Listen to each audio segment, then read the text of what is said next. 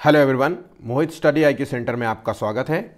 आज का जो टॉपिक है वो बहुत इंपॉर्टेंट है। सबसे ज़्यादा क्वेश्चंस यहाँ से पूछे जाते हैं। 2 से 3 क्वेश्चंस हर हाल में आपको सीटेट के एग्जाम में मिलेगा। तो आज का जो टॉपिक है वो है जीन पियाजे और ये क्लास नंबर है 2 आपका। और पहली जो क्लास थी वो उसमें आपको हमने वृद्धि और विकास से संबंधित जो है टॉपिक कवर किया था। आज की जो दूसरी क्लास है वहाँ पे जीन पियाजे हम कवर करेंगे। हम ऐसे जो है स्लोली करके जो है धीरे धीरे करके हम पूरा सीडीपी जो है आपका टॉपिक जो है सीडीपी कवर करा देंगे। थ्योरी और क्वेश्चंस और पेपर के माध्यम से हम ऑलरेडी कराते हैं। इस वीडियो में आपको थ्योरी मिलेगा और आखिर में जो है इससे थ्योरी से रिलेटेड जो क्वेश्चंस होते हैं, जो इंपॉर्टेंट होते हैं, जो आपको समझने चाहिए, वैसे क्वेश्चंस आपको मिलेंगे। 10 क्वेश्चंस करीब करीब मिलेंगे। तो ये चीज़ें इंपॉर्टेंट है यहाँ पे। तो वीडियो को आखिर तक ज़रूर देखिएगा। आज का जो जीन पियाजे है, आज के बाद आपको जीन पियाजे से संबंध में कभी भी कोई क्वेश्चंस गलत नहीं होंगे। मेरी एक बात और समझ लीजिएगा कि ये जो वीडियो है ये बहुत इंपॉर्टेंट इसलिए भी है कि मैंने इस वीडियो में उन क्वेश्चंस को ही शामिल किया है, उन ऑप्शंस को शामिल किया है जो अक्सर एग्जाम्स में ऑप्शन के तौर पे बताए जाते हैं या क्वेश्चंस पूछे जाने की संभावना रहती है, जिन ऑप्शंस को आप जीन पियाजे में देखते हैं। ठीक है, तो ये वीडियो बहुत इंपॉर्टेंट है। मतलब मेरा बस सिंपल सा ये कहना है कि अगर ये वीडियो देखा तो जीन पियाजे आपका कभी भी गलत नहीं होगा। कुछ भी नया जानने की ज़रूरत नहीं, कोई नया वीडियो देखने की ज़रूरत नहीं। जो बातें आपको आज बताई जाएं बस सिर्फ केवल आपको उतना ही जो है पढ़ना है। अच्छा, अगर आप जीन पियाजे जो है नोट्स बना लेंगे तो बहुत बेहतर होगा, क्योंकि आपको बार बार वीडियो नहीं देखना पड़ेगा। इसलिए इस चीज़ को ज़रूर से ज़रूर ध्यान रखिएगा। तो चलिए शुरू करते हैं वीडियो और आगे बढ़ते हैं और नेक्स्ट एग्ज़ाम के लिए जो है दूसरा टॉपिक जो है सिलेक्ट करते हैं। तो आज का जो टॉपिक है इंपॉर्टेंट है। तो चलिए शुरू करते हैं वीडियो को। और अगर वीडियो पसंद आए तो प्लीज़ वीडियो को लाइक ज़रूर करिएगा। आज का जो वीडियो का लाइक का टारगेट है वो है सिर्फ केवल 10 लाइक्स का। देखिए, आप लोग लाइक्स करते नहीं है, इसलिए मोटिवेट नहीं हो पाता हूँ। देखिए, सिंपल सा बात है, आप मोटिवेट करेंगे, हम आपके लिए वीडियोस लेकर के आते रहेंगे। बहुत इंपॉर्टेंट वीडियोस होता है। आप चाहे जितना कोशिश कर लीजिए, अगर बिना थ्योरी के और बिना जो मैं आज फैक्ट्स पढ़ाऊँगा अगर वो आपने नहीं पढ़ा तो एग्ज़ाम पास नहीं होगा। मैं बार बार यही कहता हूँ, क्योंकि जो मैं अगर कहूँ कि ये इंपॉर्टेंट है, इसको नोट कर लीजिए, तो उसको नोट कर लीजिएगा। ठीक है, जो पढ़ते हैं उनके लिए है मेरे जो है एडवाइस। ठीक है, तो चलिए शुरू करते हैं। वीडियो को ज़्यादा से ज़्यादा लोगों तक शेयर करिएगा, अपने दोस्तों से शेयर करिएगा ताकि वो भी इस वीडियो का लाभ ले सके। तो चलिए शुरू करते हैं और एक एक करके जो है जानते हैं क्या है। तो देखिए, जीन पियाजे जो है, जीन पियाजे ने जो थ्योरी दी थी वो दी थी संज्ञानात्मक विकास का सिद्धांत। तो पहली चीज़ तो ये एक क्वेश्चन बनता है कि कि पियाजे ने कौन सा जो है सिद्धांत पेश दिया था। तो संज्ञानात्मक विकास का सिद्धांत दिया था, ये आपको पता होना चाहिए। अब संज्ञानात्मक विकास का सिद्धांत होता क्या है, तो और ये पियाजे थे क्या। तो देखिए, हम ये आस पर चर्चा नहीं करेंगे कि पियाजे कहाँ पे रहते थे, इनका जन्म कब हुआ था और ये कहाँ किस कॉलेज में पढ़ाते थे, किस कॉलेज के प्रोफेसर थे, इन्होंने क्या किया। सिंपल सी बात समझने की कोशिश करेंगे। जीन पियाजे वो व्यक्ति थे जिन्होंने बच्चों के मनोविज्ञान को समझने की कोशिश की थी। मनोविज्ञान का मतलब होता है वो एक क्षेत्र ऐसा होता है जहाँ पे बच्चों के द्वारा जो है सूचना का ग्रहण किया जाता है, भाषा सीखने और बुद्धि के विकास पर फोकस करता है। ये मनोविज्ञान होता है। ठीक है, ये एक ऐसी प्रक्रिया होती है जिसमें विचारों के द्वारा जो है ज्ञान का मतलब ज्ञान को प्राप्त किया जाता है। तो यहाँ पे एक चीज़ समझ गए होंगे। तो संज्ञानात्मक विकास का मतलब होता है कि एक ऐसी अवस्था, एक ऐसी चीज़ होती है जो यहाँ पे बच्चे जो है ज्ञान का भंडार इकट्ठा करते हैं, उसी को संज्ञानात्मक। और वो ज्ञान का भंडार कैसे इकट्ठा करते हैं अपने दिमाग में, कैसे ज्ञान जो है क्रिएट करते हैं, कैसे उनको ज्ञान का जो है पूरा जो नॉलेज होता है, जैसे आज के समय में हमारा कैसे कितना नॉलेज है, तो हमारा जो संज्ञानात्मक विकास बच्चों के संज्ञानात्मक विकास से अलग है। तो उसी की बात हो रही है कि यहाँ पे केवल बच्चों की बात हो रही है। तो बच्चों का जो संज्ञानात्मक विकास है वो उसमें जो है किस किस तरीके से उसका डेवलपमेंट होता है, उसके बौद्धिक विकास का डेवलपमेंट होता है, उसके बारे में हम जानेंगे। ठीक है, चलिए अब एक चीज़ है, जो फैक्ट्स बताए जा रहे हैं उसको बिल्कुल दिमाग में बैठा लीजिए। पियाजे का जो सिद्धांत है वो बच्चे के अपने संज्ञानात्मक विकास में उनकी सक्रिय भूमिका पर जोर देता है। मतलब इन्होंने जो सिद्धांत दिया था, जो संज्ञानात्मक विकास का सिद्धांत दिया था, इन्होंने कहा था कि बच्चे जो है वो एक सक्रिय भूमिका पर जो है कार्य करते हैं।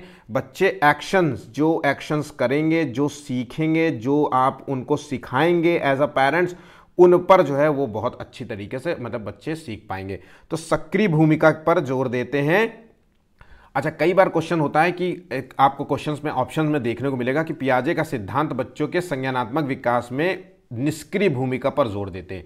तो यही चीज़ इंपॉर्टेंट है। यहाँ पे जो क्वेश्चन है ये ऑप्शंस के तौर पे पूछा जाता है कि बच्चे सक्रिय भूमिका के तौर पर जो है जोर देते हैं। पियाजे जो है सिद्धांत जो है वो सक्रिय भूमिका पर जोर देता है। ठीक है, तो इस पॉइंट को बिल्कुल रट लीजिए। नेक्स्ट पॉइंट है कि पियाजे ने जो है बच्चों की जो है संज्ञानात्मक क्षमताएं जो है शिशुअवस्था से किशोरावस्था तक जो है कैसे विकसित होती है ये समझने के लिए एक रूपरेखा तैयार किया है। तो इन्होंने जो संज्ञानात्मक जो है क्षमताएं होती है, संज्ञानात्मक विकास होता है, वो कहाँ से कहाँ तक की अवस्था है, पहली बात तो ये नोट कर लीजिए। तो पियाजे का जो संज्ञानात्मक क्षमताएं हैं वो शिशु अवस्था से प्रारंभ होती है और किशोरावस्था तक जो है समाप्त हो जाती है। मतलब यहाँ तक ही केवल इनकी संज्ञानात्मक क्षमताएं जो हैं इन्होंने डिफाइन किया था पियाजे ने। तो ये क्वेश्चन आपसे पूछा जाता है कि शिशु अवस्था से मतलब पियाजे ने जो संज्ञानात्मक क्षमताएं जो है कहाँ से कहाँ, तो शिशु अवस्था से जो है ये बोल देंगे बाल्यावस्था, या शिशु अवस्था से बोलेंगे जो है पौराणावस्था या वयस्कावस्था, इस तरीके से। तो आपको बस याद रखना है शिशु अवस्था से किशोरावस्था तक कैसे विकसित होती है ये समझने के लिए इन्होंने एक रूपरेखा तैयार की। वो रूपरेखा जो है 4 स्टेजेस में डिफाइन किया था इन्होंने, ठीक है। वो 4 स्टेजेस हम आगे पढ़ेंगे, ठीक है। तो 4 स्टेजेस तो आपको पता ही होंगी। चलिए आगे बढ़ते हैं, उसको हम एक एक करके जानेंगे। नेक्स्ट पॉइंट है पियाजे के अनुसार बच्चे जो है सक्रिय रूप से दुनिया के बारे में अपनी समझ का निर्माण करते हैं। मैंने देखिए आपको यहाँ पे पॉइंट बताया था कि पियाजे का जो सिद्धांत है बच्चों के अपने संज्ञानात्मक विकास में सक्रिय भूमिका पर जोर देता है। वही ये पॉइंट कह रहा है कि पियाजे के अनुसार बच्चे जो है सक्रिय रूप से दुनिया के बारे में अपनी समझ का निर्माण करते हैं। अब सक्रिय रूप से दुनिया के बारे में अपनी समझ का निर्माण कैसे कर सकते हैं, मतलब एक्शन से सीखेंगे, ज़्यादा से ज़्यादा जो है मतलब अपने द्वारा सीखने का प्रयास करेंगे, जहाँ जिस माहौल में रह रहे होंगे, जिस वातावरण में रह रहे होंगे वहाँ से सीखेंगे। निष्क्रिय रूप से नहीं सीखेंगे, ऐसे नहीं है कि एक कमरे में बंद कर दिया जाए और वहाँ से सीखने लगे।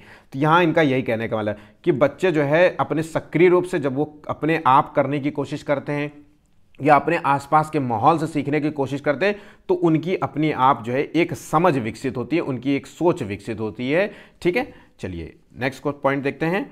पियाजे जो है बच्चे की भूमिका को एक छोटे वैज्ञानिक के रूप में महत्व देते हैं और अपने पर्यावरण की खोज और समझ बनाता है, जो कि तो देखिए पियाजे ने ये माना है कि एक जो बच्चे होते हैं वो छोटे वैज्ञानिक होते हैं, क्योंकि उनकी एक सक्रिय भूमिका होती है, उनकी एक सोच जब डेवलप होती जाती है तो हम ये कह सकते हैं कि एक छोटे वैज्ञानिक के तौर पे ये काम करते हैं। ये पॉइंट आपसे पूछा जाता है कि पियाजे ने जो है बच्चों की भूमिका को क्या छोटे वैज्ञानिक के रूप में महत्व दिया है, तो हाँ बिल्कुल। अब छोटा वैज्ञानिक क्या होता है, छोटा वैज्ञानिक वही होता है जो हर चीज़ में खोज करने की कोशिश करता है, हर चीज़ जानने की कोशिश करता है, हर स्टेजेस में जा करके मतलब हर एक जैसे आज उसने जो है कुछ नया खोजने की कोशिश की और 4 महीने बाद वो खोज जो है उससे बेहतर और बेहतर करने की कोशिश करेगा। तो ये वैज्ञानिक का ही तो स्वरूप होता है। मतलब तर्क जो है, तर्कना आती है, तर्क से सोचता है, अतार्किक रूप से भी सोचता है ना, मनोवैज्ञानिक रूप से सोचता है। तो ये चीज़ें छोटे वैज्ञानिक के रूप में इन्होंने महत्व दिया था, जो अपने पर्यावरण की खोज और समझ बनाता है। मतलब आसपास का जो पर्यावरण है, मतलब जो इन्वायरमेंट है आसपास का, वहाँ का जो है मतलब अपने आसपास के जो है एक चीज़ों को जो है खोज महत्व उनको देता है, अपने आसपास में जो हो रहा है उन चीज़ों को महत्व देता है, ठीक है। तो इस पॉइंट को समझ गए होंगे। नेक्स्ट पॉइंट है बच्चे जो है प्रयोग करते समय, अब बच्चे कैसे जो है छोटे वैज्ञानिक हो सकते हैं, तो बच्चे प्रयोग करते समय, अवलोकन करते समय, दुनिया के बारे में सीखते समय वो छोटे वैज्ञानिक की तरह काम करते हैं। तो छोटे वैज्ञानिक की तरह वो ऐसे काम कर सकते हैं, वो जो भी आप प्रयोग कर रहे होंगे वो आपको देखते हैं, अवलोकन करते हैं, दुनिया के बारे में आसपास जो भी घटनाएं हो रही होती, जो भी आप उनके साथ जिस तरीके से बातें करते हैं, जिस तरीके से उनके साथ बिहेव करेंगे, उनसे सीखते हैं। इस तरीके से वो छोटे वैज्ञानिक की तरह काम करते हैं। जैसे जैसे बच्चे अपने आसपास की दुनिया से जुड़ते जाते हैं, जैसे जैसे वो आसपास के माहौल के साथ जो है उठते बैठते हैं, उनके साथ बात करते हैं, उनके साथ इंटरेक्ट करते हैं, वैसे वैसे वो नए ज्ञान से जुड़ते जाते हैं। तो यहाँ पे ये चीज़ें समझ गए होंगे, बेसिक है। जैसे आप अपने बच्चों को आसपास देखते हैं कि वो जैसे जैसे आसपास के माहौल में उठते बैठते हैं, सोशलाइज्ड होते हैं, सामाजिक रूप से सोशलाइज्ड होते हैं, वैसे वैसे उनका ज्ञान का स्तर भी बढ़ता जाता है, उनकी भाषा शैली भी बढ़ती जाती है, उनके वोकैब बढ़ते जाते हैं, उनके एक्शंस बदलते जाते हैं। सेम चीज़ उन्होंने यही डिफाइन किया है। यहाँ पे कुछ नया नहीं है। अपने बच्चों को नज़र देखिए, उसके आसपास अपने, अगर आपका कोई बच्चा नहीं तो आसपास हो रहे जो भी बच्चे हैं उनके एक्शंस को देखिए, आप स्वयं से इनसे इंटरलिंक कर पाएंगे, चीज़ों को समझ पाएंगे कि ये सेम तो वही चीज़ है जो ये बच्चे कर रहे हैं, ठीक है। नेक्स्ट पॉइंट देखते हैं। पियाजे का जो सिद्धांत है मुख्य रूप से व्यक्तिगत जो है संज्ञानात्मक विकास पर केंद्रित है। अब ये मोस्ट इंपॉर्टेंट पॉइंट है कि यहाँ पे व्यक्तिगत संज्ञानात्मक विकास पर केंद्रित किया है पियाजे ने अपने सिद्धांत को। यहाँ पे इन्होंने सामाजिक जो है और भावनात्मक कारकों को या अन्य कारक जो भी हो सकते, जैसे सामाजिक हो, सांस्कृतिक हो, है ना, नैतिक हो, भावनात्मक हो, शारीरिक हो, इन सब कारकों को सबसे कम महत्वपूर्ण माना है, कम आंकते हैं। पर एक चीज और याद रखिएगा, इन्होंने संज्ञानात्मक विकास में सामाजिक कारक को महत्व माना है लेकिन कम माना है। देखिए, सामाजिक का मतलब है कि बिना समाज में उठे बैठे बच्चे का डेवलपमेंट नहीं हो सकता। यहां पे वो कह रहे हैं ना, अपने आसपास की दुनिया से जोड़ते हैं, जुड़ते जाते हैं, जैसे जैसे वो बैठते हैं वो अपने आसपास की दुनिया से जुड़ते जाते हैं। मतलब अपने आसपास की दुनिया से मतलब है जिस समाज में वो रहते हैं वहाँ से जैसे जैसे जुड़ते जाते हैं उनका नया ज्ञान स्तर बढ़ता जाता है। तो यही चीज़ है, सामाजिक जो है दुनिया से जुड़ते हैं का मतलब सामाजिक रूप से जुड़ते जाते हैं, वैसे वैसे उनके ज्ञान में जुड़ता जाता है। लेकिन अगर आपसे क्वेश्चन पूछा जा रहा है कि पियाजे का जो सिद्धांत है मुख्य रूप से जो है किस पर जो है निर्धारित है, तो व्यक्तिगत संज्ञानात्मक विकास पर जो है इन्होंने मुख्य रूप से जोर दिया है। अब व्यक्तिगत संज्ञानात्मक विकास का मतलब क्या है, तो पियाजे ने इसको एक तरीके से डिफाइन किया कि उन्होंने कहा कि देखिए, एक बच्चा है जो व्यक्तिगत रूप से जो है जिसका जो है डेवलपमेंट होना है, तो हर बच्चे का जो देखिए हर बच्चे का विकास जो होता है वो अलग अलग तरीके से होता है। जैसे एक प्रतिभाशाली बच्चा है उसका डेवलपमेंट अलग तरीके से होगा, और जो एक जो है विशेष रूप से जो है जो विशेष रूप की ज़रूरतों वाला बच्चा है, जो आँख से जिसको कम दिखाई दे रहा है, या जिसके सुनने में क्षमता है, जिसकी शारीरिक कोई प्रॉब्लम है, इसकी मानसिक कोई समस्या है, ऐसे बच्चों का जो है संज्ञानात्मक विकास अलग तरीके से होगा। इनके जो है जो भी आप जो है शिक्षण तकनीक का इस्तेमाल करेंगे, इन सभी शिक्षण तकनीक का अलग अलग तरीके से इस्तेमाल करेंगे इन बच्चों पे, लेकिन इन्होंने मतलब इस चीज़ को इन्होंने डिफाइन किया। तो व्यक्तिगत संज्ञानात्मक विकास का यही मतलब होता है, जो कि आपको अक्सर ऑप्शंस में मिलता है। ठीक है, सामाजिक और भावनात्मक कारकों को इन्होंने कम महत्व करके आंकते हैं। ठीक, तो यहाँ पे ये चीज़ें बेसिक पॉइंट्स हैं जो एग्जाम में आपसे ऑप्शंस के तौर पे आपको मिलते हैं। अब आगे बढ़ते हैं कि जो है 4 जो चरण हैं जिन्होंने जो है बताया था कि शिशु अवस्था से किशोरावस्था तक जो है संज्ञानात्मक विकास होता है, उसको कितने चरणों में जो है डिफाइन किया है, तो इन्होंने 4 चरण बताए हैं कि भाई शिशु अवस्था से किशोरावस्था तक के जो है बच्चे का संज्ञानात्मक विकास होता है पियाजे के अनुसार। तो पहली जो अवस्था है उसे कहते हैं संवेदी प्रेरक अवस्था, जिसको इंग्लिश में कहा जाता है सेंसोरी मोटर स्टेज। नंबर दूसरा है पूर्व संक्रियात्मक अवस्था, जिसको कहते हैं प्री ऑपरेशनल स्टेज। तीसरा है मूर्त संक्रियात्मक अवस्था, जिसे कहते हैं कॉन्क्रीट ऑपरेशनल स्टेज। और चौथा जो है उसे कहते हैं अमूर्त संक्रियात्मक अवस्था, फॉर्मल ऑपरेशन स्टेज। ये चारों नाम आपको बिल्कुल रट जाने चाहिए हर हाल में। ये चारों नाम हिंदी और इंग्लिश दोनों में आप याद करिए, क्योंकि कई बार जो होता है हिंदी में नाम जो है बदल दिए जाते हैं लेकिन इंग्लिश के नाम वैसे के वैसे ही रहते हैं। तो इसलिए हिंदी और इंग्लिश में नाम याद कर लीजिएगा। जो मैं बताता जाऊं बस केवल उतना कर लीजिएगा, आपका कभी सीडीपी सीटेट में आप फेल नहीं होंगे। ये देखिए आपका जनवरी में एग्जाम होने वाला है, तो जनवरी तक आते आते मैं आपका सीडीपी, हिंदी, ईवीएस सब जो है कंप्लीट करा दूंगा विद थ्योरी। सारी थ्योरी आपको यहाँ पे मिलेगी, जैसे आज की थ्योरी मिली वैसे ही मिलेगी। ठीक है, तो मैं आपको इसी प्रकार से पढ़ाऊंगा। हर एक चीज़ इंपॉर्टेंट है यहाँ पे दी हुई। मैंने बेसिक पॉइंट बिल्कुल टाइम ले करके आपको ये वीडियो तैयार करके दे रहा हूँ। ज़बरदस्ती के जो है यहाँ पे बातें नहीं होंगी, बेफजूल की जो है पॉइंट्स नहीं दिए जाएंगे, ताकि जो है आपको दिखाने के लिए कि मैंने कितना जो है नॉलेज जो है उसकी कोई वैल्यू नहीं है। बस इस पॉइंट्स के अलावा आपको तीसरा पॉइंट मतलब और कोई पॉइंट्स नहीं पूछेगा, ये मेरी गारंटी है। आप पेपर सॉल्व करिएगा इस वीडियो को देखने के बाद। तो इन चारों को नाम को आप बिल्कुल अच्छे तरीके से याद कर लीजिए। अब चलिए एक एक करके जो है इनको देखते हैं कि क्या है। तो संवेदी प्रेरक अवस्था जिसे कहते हैं हम सेंसोरी मोटर, देखिए नाम आपको देख सकते हैं। तो सेंसोरी मोटर जो होती है, इसका सबसे महत्वपूर्ण जो क्वेश्चन पूछा जाता है, इस जो है एज, इस अवस्था, इस स्टेज की, सेंसोरी मोटर स्टेज की एज क्या होता है, तो ये होती है 0 से 2 वर्ष तक की अवस्था को जो है सेंसोरी मोटर स्टेज में जो डिफाइन किया जाता है। ठीक है, बच्चे का 0 से 2 वर्ष में।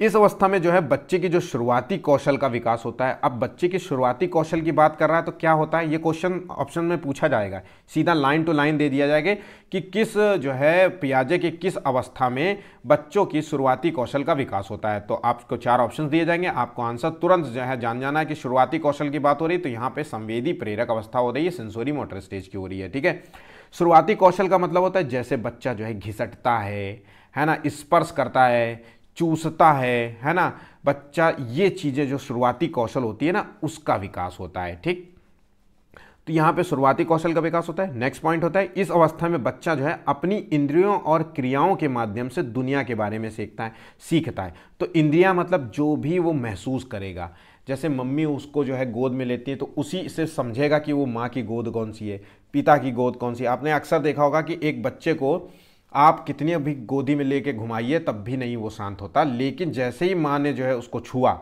माँ ने जैसे भी उसको गोद में लिया वैसे ही वो शांत हो जाता है, बिल्कुल रोना बंद कर देता है। तो उसकी इंद्रियों से वो अपनी इंद्रियों से वो सीखता है, दुनिया के बारे में अपनी इमेज बनाता है, अपनी चीज़ें समझता है कि कौन मेरा है कौन पराया है, इस चीज़ को समझता है। अगर भूख लगती है तो वो इंद्रियों के माध्यम से ही बताएगा, है ना। वो चीज़ें हैं जैसे कि भूख लगने पे कहा जाता है कि बच्चे की फिस्ट जो है वो बंद हो जाती है ना। जब खाली पेट हो जाएगा तो धीरे धीरे वो फिस्ट जो है, मुट्ठी जो होती है हाथ की, वो खुल जाती है। तो इंद्रियों के माध्यम से इंद्रियां और भी हैं, जैसे चूसना हो गया, दूध चूस के पीता है ना, और स्पर्श करना हो गया किसी चीज़ का, तो इन सब क्रियाओं के माध्यम, हाथ पैर पटकना हो गया, वो कस कस के जो एक्साइटमेंट में पटकता है ना, तो इन चीज़ों से हाथ पैर पटकना, इधर उधर जो है घसीटना, इधर उधर जो है पलट जाना बेड में, तो ये सारी जो क्रियाओं के माध्यम से ही बच्चा जो है सीखता है। अब सबसे इंपॉर्टेंट पॉइंट जो एग्जाम में बहुत बार पूछा जाता है कि इस अवस्था में जो है वस्तु स्थायित्व के गुण आते हैं। तो आपसे क्वेश्चन पूछा जाता है कि किस एज में, किस अवस्था में, किस स्टेज में, पियाजे के किस स्टेज में वस्तु स्थायित्व के गुण आते हैं। तो आपका जो है सही आंसर होना चाहिए कि वस्तु स्थायित्व के गुण जो है वो संवेदी प्रेरक अवस्था में आते हैं, सेंसोरी मोटर स्टेज में आते हैं, जो कि जो है 0 से 2 वर्ष की स्टेज होती है। ठीक है। अब वस्तु स्थायित्व के गुण का मतलब क्या होता है?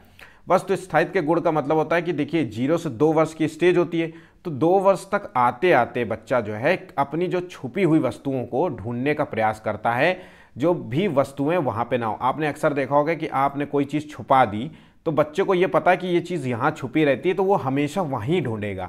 आपने बेशक ही उस चीज़ को चेंज कर दिया हो, कहीं और दे दिया हो ना, तो वस्तुएं तब भी उसके नज़र में वहाँ मौजूद रहती हैं जब वो वहाँ पे नहीं होती हैं। तो वस्तु स्थायित्व के गुण के मतलब वो इस चीज़ बनी रहती है कि छिपी हुई वस्तु को वहीं पे ढूंढने का प्रयास करता है जहां पे आपने पहले कभी छुपाई होती है। मतलब वस्तुएं तब भी वहां पे मौजूद रहती है जब वो चीज़ें वस्तुएं वहां पे मौजूद ना हो। ये वस्तु स्थायित्व का यहाँ पे डेफिनेशन होगी। तो इस चीज़ को बिल्कुल याद कर लीजिएगा, ये पॉइंट बहुत बहुत इंपॉर्टेंट है, आपको एग्जाम में यही पूछते हैं। ठीक है। तो जितने फैक्ट्स इंपॉर्टेंट दिए गए हैं उन चीज़ों को बिल्कुल भी मिस मत करिएगा। ठीक है। यहाँ पे चीज़ें समझ गए होंगे। तो चलिए अब नेक्स्ट पॉइंट देखते हैं कि पूर्व संक्रियात्मक अवस्था क्या है। दूसरा स्टेज जो है, जो कि अवस्था जो है 2 से 7 वर्ष की स्टेज को कहा जाता है। अच्छा, 2 से 7 वर्ष हो या 2 से 6 वर्ष हो, ये दोनों ही कॉमन है। तो याद रखिएगा, कई बार जो है कंफ्यूज मत होइएगा कि सर ने 207 वर्ष बताया और किसी किसी किताब में 206 वर्ष लिखा है, या आपने कहीं और पढ़ लिया, किसी और यूट्यूबर ने पढ़ा दिया, तो आप ये मत सोचिएगा कि गलत है। 2 से 6 वर्ष हो या 2 से 7 वर्ष हो, दोनों के लिए जो है समान है। तो ये स्टेज जो होती है जिसे कहते हैं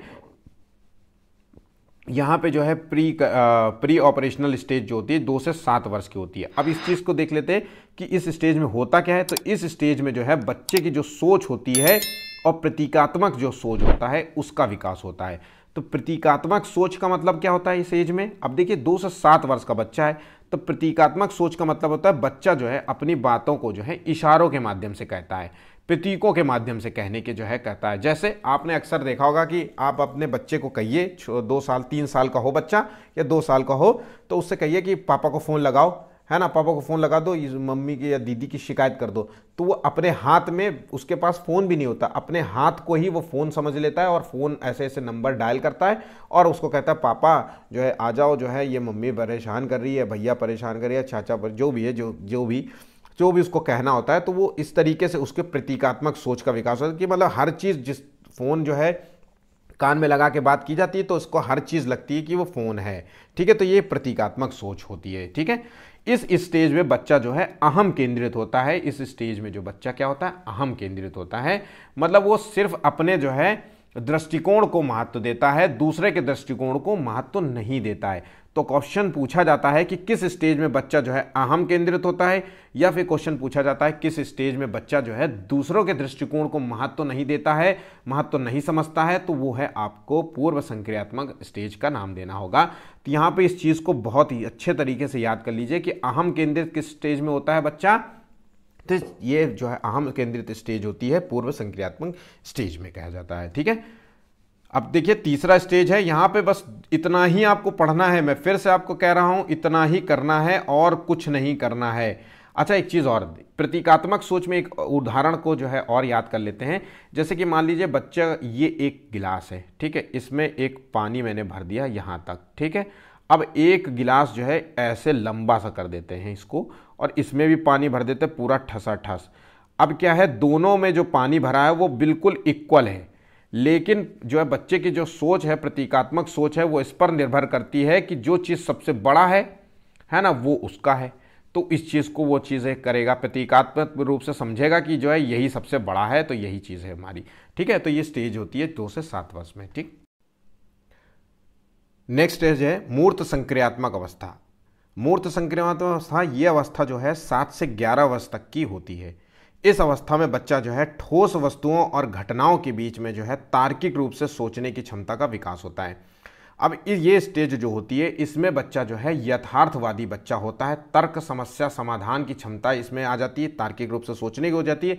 तो इसमें बच्चे के अंदर जो है समस्या समाधान की क्षमता का जो विकास होता है वो तार्किक रूप से करता है, ठीक है। बच्चा जो है मानसिक प्रतिभाओं का प्रदर्शन करने लगता है। तो ये चीज़ें जो है इस स्टेजेस में होती हैं, ठीक। दूसरों के जो है दृष्टिकोण को ये महत्व देने लगता है, तार्किक रूप से विकसित होने के साथ साथ दूसरों के दृष्टिकोण को भी महत्व देने लगता है। और उसके बाद जो है ये संयोगात्मक जो है खेल में भी भाग लेने लगता है। जैसे खेल होता है वहाँ पे जो है मतलब सहयोग के रूप में जो है खेल में भी भाग लेता है। तो ये चीज़ें भी होती हैं इस स्टेजेस में, ठीक है। आखिरी जो स्टेजेस है उसे कहते हैं अमूर्त संक्रियात्मक अवस्था। इस चीज़ को भी देख लेते हैं। तो अमूर्त संक्रियात्मक अवस्था जो होती है ये 11 वर्ष की आयु से उसके वयस्क तक होती है, मतलब 11 वर्ष की आयु से अधिक जो है स्टेज आता है वो अमूर्त संक्रियात्मक अवस्था आता है। इस अवस्था में जो है बच्चा अमूर्त रूप से सोचने और काल्पनिक रूप से तर्क करने की क्षमता का विकास होता है। तो अमूर्त रूप से सोचने का मतलब होता है मतलब इसको और भी पॉइंट देख लेते हैं। इस अवस्था में बच्चा जो है वैज्ञानिक जो है तर्क करने लगता है। तो अमूर्त, इस देखिए अब इस चीज़ को समझ लेते हैं कि अमूर्त रूप से सोचने और काल्पनिक रूप से तर्क करने की क्षमता का विकास होता है। मतलब जो है जो चीज़ें आपके, मतलब जो चीज़ें सामने नहीं है मौजूद, देखिए मान लीजिए कोई समस्या हो रही है, कोई समस्या का समाधान निकालना है। तो समस्या का समाधान कैसे निकलेगा, उसके लिए इमेजिनेशन होनी चाहिए कि हम किस तरीके से उस प्रॉब्लम को सॉल्व करें तो वो क्वेश्चन को वो प्रॉब्लम का जो है सॉल्यूशन हम ले सकते हैं, ठीक है। तो वैज्ञानिक जो दृष्टिकोण होता है वही तो होता है। तो अमूर्त रूप से सोचने की क्षमता, काल्पनिक रूप से सोचने की क्षमता, उसमें तर्क करने की क्षमता का जो विकास होता है ना। कोई थ्योरी जनरेट ऐसे ही तो होती है, चाहे वो न्यूटन हो, चाहे कोई भी, किसी ने जो E=mc² हो, चाहे न्यूटन ने जो 3 नियम दिए थे, वो सभी नियम तो अमूर्त रूप से ही सोचने का आज परिणाम है। तो यही होता है कि इस स्टेज में बच्चा जो है वैज्ञानिक तर्क इसीलिए कहा जाता है। इस स्टेज में बच्चा जो है वैज्ञानिक जो है तर्क करने लगता है, वैज्ञानिक दृष्टिकोण का विकास होता है। ठोस वस्तुओं के बारे में ही नहीं बल्कि संभावनाओं और विकल्पों के बारे में भी जो है सोचने की क्षमता का विकास होता है इस स्टेज में। तो जो संभावनाएं हैं, उस प्रॉब्लम का सॉल्यूशन दिया जा सकता है, उन विकल्पों के बारे में जो है वो अपने जो है जवाब दे देता है। ये चीज़ें होती हैं इस स्टेज में। तो यहाँ पे ये चीज़ें समझ गए होंगे, ठीक है। अब चलिए आगे पॉइंट बढ़ते हैं। तो यहाँ पे देखिए जो 4 अवस्थाएं थी, 4 स्टेजेस थी, ये मैंने यहाँ पे बिल्कुल पूरी तरीके से डिफाइन कर दिया है। इन 4 स्टेजेस के अलावा आपको कुछ भी नहीं पढ़ना है। इन 4 स्टेजेस में जो मैंने आपको बताया है बस उतनों को दिमाग में बैठाए रखिएगा कि किस स्टेज में क्या बातें बताई गई हैं, और यही पॉइंट्स लिखे हुए बिल्कुल ऑप्शंस में आते हैं, ठीक है। नेक्स्ट पॉइंट देख लेते हैं। अब नेक्स्ट चीज़ें देखते हैं क्या है। तो पियाजे के जो सिद्धांत की मुख्य विशेषताएं क्या है, कुछ पॉइंट्स हैं जो आपको दिमाग में बिल्कुल बिठाए रखना है, ये बहुत इंपॉर्टेंट है। तो यहाँ पे जो है इन्होंने सीखने में बच्चे की सक्रिय भूमिका पर जोर दिया है। पॉइंट नंबर 1 है कि सक्रिय भूमिका पर जोर दिया है, निष्क्रिय भूमिका पर नहीं। सक्रिय भूमिका को मतलब एक्शन से सीखेंगे, अवलोकन से सीखेंगे, दूसरों को देख करके सीखेंगे, स्वयं से सीखने का प्रयास करेंगे, माता पिता इनको सिखाने के लिए कोशिश करेंगे तो वैसे सीखेंगे, व्यक्तिगत रूप से सीखेंगे, ऐसे होता है। तो ये चीज़ों को ध्यान रखिएगा। बच्चे अपने परिवेश से जानकारी ग्रहण करने के बजाय सक्रिय रूप से दुनिया के बारे में अपनी समझ का निर्माण करते हैं। तो याद रखिएगा, दुनिया के बारे में जो भी इनकी पर्सनल समझ होती है उसका निर्माण करते हैं, ना कि आसपास जो भी घटित हो रहा है आंख मिचोली करके बंद करके उसको ग्रहण कर लिया, वो नहीं होता। मतलब निष्क्रिय रूप से नहीं ग्रहण करते जानकारी, सक्रिय रूप से चीज़ों को ग्रहण करते हैं, ठीक है। तो इस चीज़ को भी याद रखिएगा। नेक्स्ट पॉइंट है, देखिए पियाजे के जो है संज्ञानात्मक विकास में सामाजिक संपर्क और साथियों का सहयोग को भी महत्व दिया है। अगर आपसे क्वेश्चन पूछ लिया जाए कि पियाजे ने जो है संज्ञानात्मक विकास में सामाजिक संपर्क के अंतर्गत अगर हमने लिख दिया यहाँ पे खेल को महत्व दिया, तो क्या ये पियाजे ने संज्ञानात्मक विकास में खेल को महत्व दिया था? तो बिल्कुल आपको ध्यान रखना है, इस चीज का जवाब देना है कि पियाजे ने जो है संज्ञानात्मक विकास में खेल को महत्व दिया है, क्योंकि संज्ञानात्मक विकास में इन्होंने कहा है कि सामाजिक संपर्क जो है बहुत इंपॉर्टेंट है बच्चे का। अगर बच्चे को जो है सामाजिक संपर्क से दूर कर दिया जाए तो बच्चे का जो है संज्ञानात्मक विकास भी पूरी तरीके से प्रभावित होगा। जैसे एक बच्चा जो है शहर में रहे तो उसका संज्ञानात्मक विकास जो है कॉग्निटिव डेवलपमेंट डिफरेंट तरीके का होगा, और एक बच्चा जो है जंगल में रहे उसका कॉग्निटिव डेवलपमेंट अलग तरीके से होगा, और एक बच्चा जो है गांव में रहे उसका कॉग्निटिव डेवलपमेंट अलग होगा। तो बच्चे का जो है इन्होंने इस चीज़ को महत्व दिया है कि सामाजिक संपर्क और साथियों के साथ सहयोग को भी महत्व दिया है, ये खेल में ही पॉसिबल होता है। ठीक है, अगला पॉइंट है कि पियाजे ने संज्ञानात्मक विकास में खेल को भी महत्व दिया, जैसा कि मैंने आपको अभी बता दिया है। बच्चे जो है अलग अलग गति से सीखते हैं, इसलिए पियाजे ने व्यक्तिगत शिक्षा पर जोर दिया। मैंने आपको पहले ही बताया था कि बच्चों की जो है इन्होंने व्यक्तिगत शिक्षा पर जोर दिया है, व्यक्तिगत जो है संज्ञानात्मक विकास पर जोर दिया है कि हर बच्चे का जो है माइंडसेट अलग होता है, हर बच्चे के पढ़ाई लिखाई का सोचने का तरीका अलग होता है, उन चीज़ों को ध्यान में रखना होता है। कुछ बच्चे सामान्य होते हैं, कुछ बच्चे प्रतिभाशाली होते हैं, कुछ बच्चे जो है विशिष्ट आवश्यकता वाले बच्चे होते हैं, जैसे उनको आंखों से ना दिखता हो, किसी को सुनाई ना देता हो, किसी की शारीरिक अक्षमता हो, किसी को डिसलेक्सिया हो, डिसकैलकुलिया हो, है ना, डिस्ग्राफिया हो। इन सभी चीज़ों को ज़रूरतों को ध्यान में रख करके बच्चों को जो है टीचिंग स्किल्स पर ध्यान देना, इसी शिक्षण तकनीक का इस्तेमाल करना चाहिए एज अ टीचर। तो ये चीज़ों को बताया गया है यहाँ पे। इस पॉइंट को बिल्कुल भी मत भूलिएगा कि व्यक्तिगत शिक्षा पर जोर दिया है इन्होंने, ना कि जो है सामूहिक शिक्षा पर जोर दिया है कि सबको एक ग्रुप में बैठा दो और सबको जैसा पढ़ा रहे हो वैसे ही पढ़ाते रहो। इस तरीके की इसमें जो है जोर नहीं दिया गया है। ठीक है, नेक्स्ट पॉइंट है कि पियाजे ने जो है बच्चों के संज्ञानात्मक विकास में अवलोकन और मूल्यांकन को भी महत्व दिया है। भैया बच्चा जो क्या सीख रहा है, कितना सीख रहा है, इस चीज़ का भी जानना बहुत ज़रूरी है। As a teacher, as a parents, दोनों को जानना ज़रूरी है। तो अगर कितना सीख रहा है, कैसे सीख रहा है, क्या क्या कमियां हैं, उसको अगर आप जाने नहीं तो उसको कैसे सुधारेंगे। तो अवलोकन और मूल्यांकन को भी इन्होंने बहुत बहुत इंपॉर्टेंट माना है पियाजे ने। तो इस पॉइंट को बिल्कुल भी याद कर लीजिएगा। ठीक है, अब आता है कई बार एग्जाम में आता है कि स्कीमा क्या है, और स्कीमा जैसी चीज़ को किसने डिफाइन किया है? तो पियाजे ने स्कीमा को डिफाइन किया है। तो स्कीमा वो एक मानसिक ढांचा है जो व्यक्तियों को जानकारी को व्यवस्थित करने और व्याख्या करने में उनकी मदद करते हैं। जैसे जैसे बच्चा जो है बड़े होता है वैसे वैसे सीखता रहता है, जैसे जैसे बड़ा होगा तो बच्चा वैसे वैसे सीखता जाएगा, और जितनी भी उसकी सीखने की जितनी भी जटिल समझ है उसकी वो भी समझ विकसित हो जाएगी। तो ये जो मानसिक ढांचा है ये एक तरीके से कह सकते हो एक फोल्डर है। फोल्डर में संपूर्ण जानकारी उसने इकट्ठा कर लिया, इस फोल्डर के अंदर उसने संपूर्ण जानकारी इकट्ठा कर लिया, वो सही गलत जो भी जानकारी है सब इकट्ठा है इसके अंदर, यही कहलाती है स्कीमा, इसी को कहा जाता है स्कीमा। ये जानकारी जो इकट्ठा हुई है ये है स्कीमा। इस चीज़ को बहुत गौर से समझिए, ये एग्जाम में अक्सर आपसे पूछा जाता है कि स्कीमा क्या है, आत्मसात क्या होता है, समायोजन क्या है, इन चीज़ों को डिफाइन किसने किया है, तो ये आपको पता होना चाहिए। तो स्कीमा क्या है? व्यक्तियों की जानकारी को व्यवस्थित करके व्याख्या करने में मदद करता है। तो चीज़ें आपको इकट्ठा है, जैसे आपको क्यों थ्योरी पता है तो वो चीज़ें यहाँ पे मौजूद है।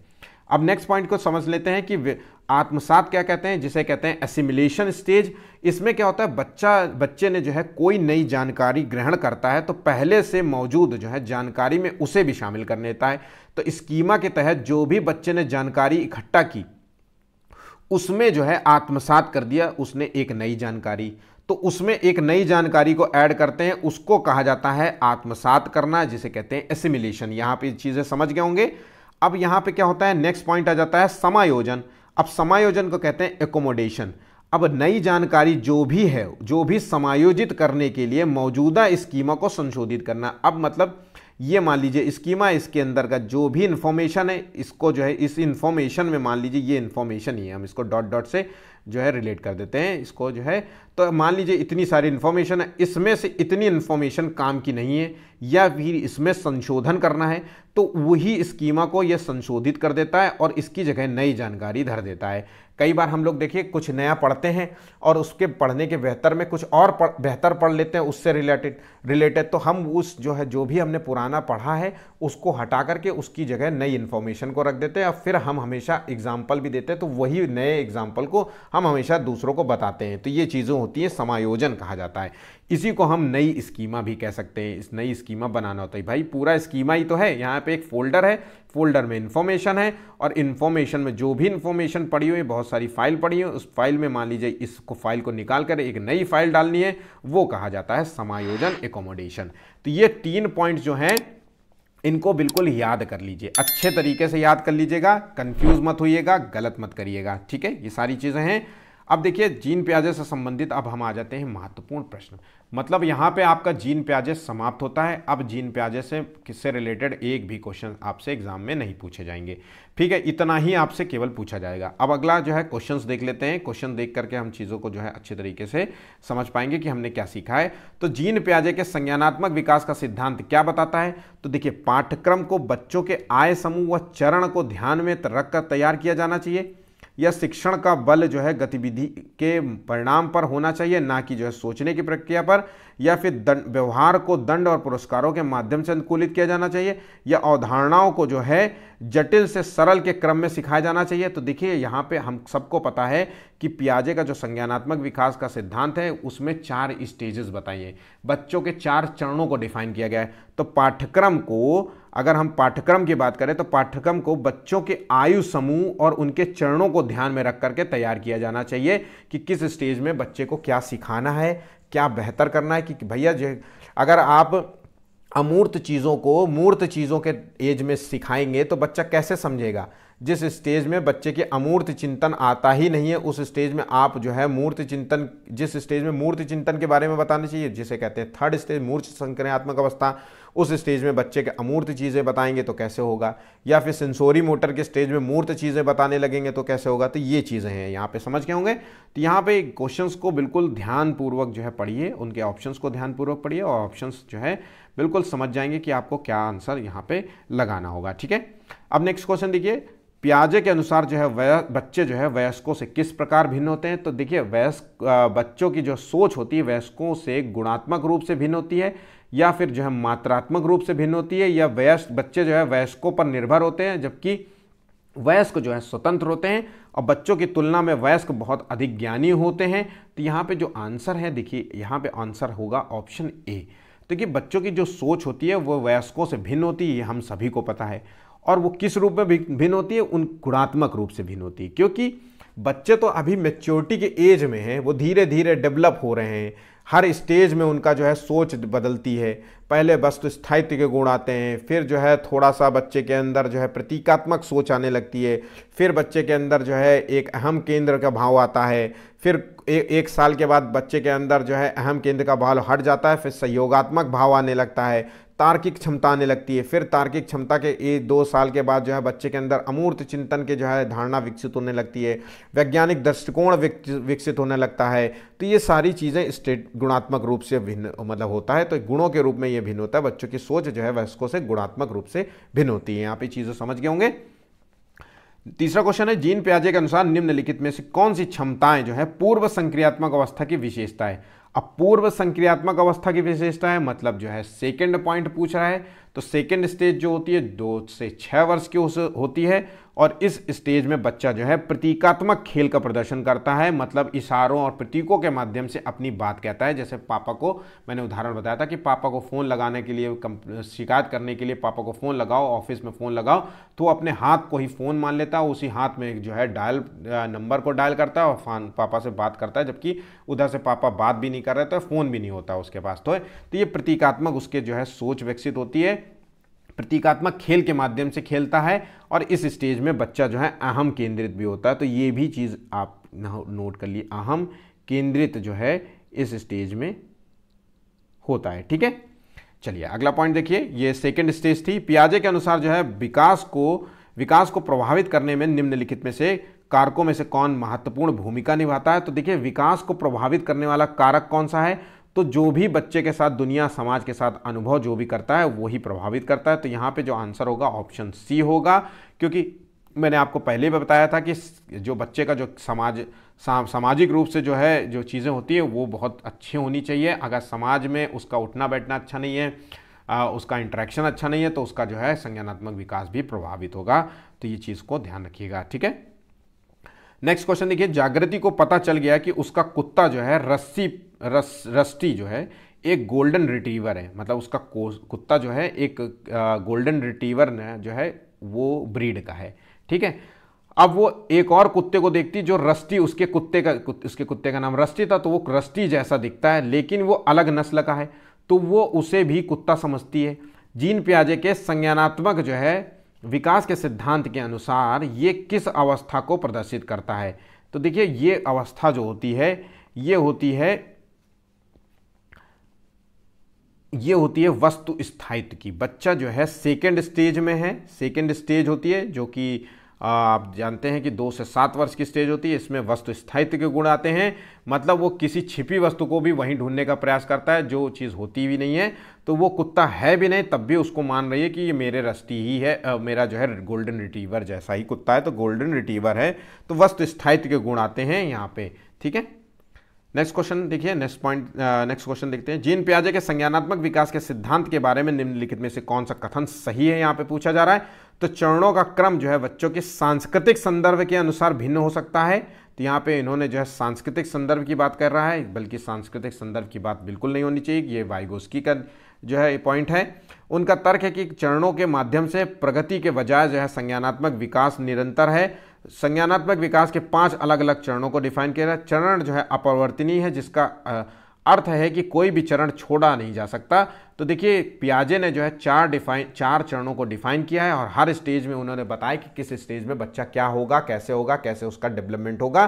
तो यहाँ पे जो 4 चरण हैं वो अपरिवर्तनीय है, उसको जो है बिल्कुल क्रम से बताया है कि किस स्टेज में कौन सा स्टेज को नाम दिया है, कौन से स्टेज में कौन सा एज होती है, इस एज की विशेषताएं क्या है, ये सभी चीज़ों को इन्होंने डिफाइन किया है। तो चरण अपरिवर्तनीय है, जिसका अर्थ है कि कोई भी चरण जो है छोड़ा नहीं जा सकता। यहाँ पे जो सही कथन है वो है ऑप्शन डी, ठीक है। चलिए आगे बढ़ते हैं अगले क्वेश्चन की ओर। निम्नलिखित में से कौन सा विकल्प जो है जीन पियाजे द्वारा प्रदत्त मूर्त संक्रियात्मक अवस्था की विशेषता को दर्शाता है? तो मूर्त संक्रियात्मक अवस्था मतलब तीसरा स्टेज की अवस्था।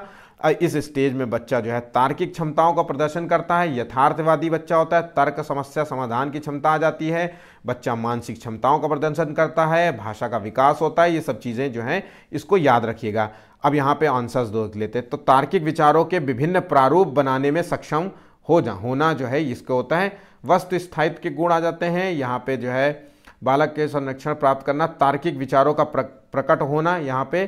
तो यहाँ पे देखिए बालक के संरक्षण के सिद्धांत को प्राप्त करना या तार्किक विचारों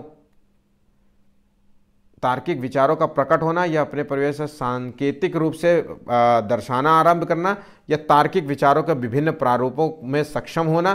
तो यहाँ पे जो आंसर है वो है ऑप्शन बी, बिल्कुल सही होगा, ठीक है। नेक्स्ट पॉइंट, यहाँ पे जो है 7 क्वेश्चन है टोटल जो है समाप्त होते हैं। अब यहाँ पे जो भी जीन पियाजे में मैंने जितने क्वेश्चन 7 कराए हैं वो इंपॉर्टेंट क्वेश्चंस थे, बेसिक क्वेश्चंस थे जो कि आपको पता होने चाहिए। बाकी सामान्य से क्वेश्चन है, आप जो है क्वेश्चंस आप जो है पेपर्स लगाने का प्रयास कीजिए। मैं डेली आपको पेपर्स भी कराता हूँ, वहाँ पे जो है जीन पियाजे आपको डेली मैं एक क्वेश्चंस तो देता ही देता हूँ हर हाल में, क्योंकि मुझे पता है कि हर एग्जाम में 2 क्वेश्चन 3 क्वेश्चन आपको देखने को मिलते हैं। जीन पियाजे, वाइगोस्की हो गया, कोलबर्ग हो गया, सब बहुत खास इंपॉर्टेंट टॉपिक्स होते हैं। तो इन चीज़ों को बिल्कुल अच्छे से, आज का वीडियो बहुत खास है आप लोगों के लिए। अगर सीडीपी में अच्छे नंबर लाना चाहते हैं तो इस वीडियो को ज़रूर से ज़रूर कंप्लीट करिएगा, ज़रूर से ज़रूर पूरा देखने के लिए धन्यवाद। अगर आपने पूरा देखा है और इसके नोट्स ज़रूर बनाइएगा। वीडियो को लाइक करते जाइए, जो कि आज का सिर्फ टारगेट है 10 लाइक्स का। आपका लाइक्स हमें मोटिवेशन देता है, हम आपको ले करके इसी प्रकार से वीडियोस ले करके आते रहेंगे। आपके जनवरी तक आते आते हम सारा आपको टॉपिक कवर करा देंगे। दोस्तों से शेयर करना बिल्कुल मत भूलिएगा और चैनल को सब्सक्राइब कर लीजिएगा, ताकि जब भी आपको वीडियो मिले तो आपको नोटिफिकेशन आप तक मिल जाए, ठीक है। तो आज के लिए बस इतना ही, धन्यवाद।